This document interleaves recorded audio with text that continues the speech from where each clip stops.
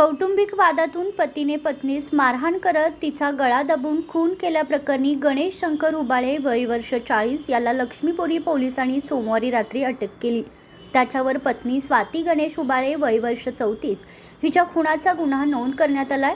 मंगळवारी सकाळी त्याला न्यायालयात हजर केले असता 21 फेब्रुवारीपर्यंत पोलीस कोठडी सुनावण्यात आली आहे। साधारण हे जे पती पत्नी होते यांचा 2012 मध्ये लव्ह मॅरेज झालेलं होतं आणि त्यांना एक मुलगा आणि एक मुलगी आहे।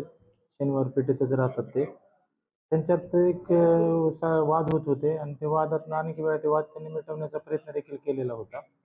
परंतु 7 तारखेला त्यांच्यात वाद झाले आणि ते वादातून पतीने त्या पत्नीला त्यांच्या मारहाण केली आणि त्यानंतर त्यांनी तिला उपचाराकामी डी.वाय. पाटील या ठिकाणी ॲडमिट केली ती हॉस्पिटल या ठिकाणी। आणि मग नंतर सदर ठिकाणीच उपचार चालू होते आणि उपचारादरम्यान त्याचा मृत्यू झाला आणि ते मृत्यू झाल्यानंतर ते गळा दाबून त्याचा मृत्यू झाल्याचे ते तपासात निष्पन्न झालं। PM मध्ये पण तसंच आलं।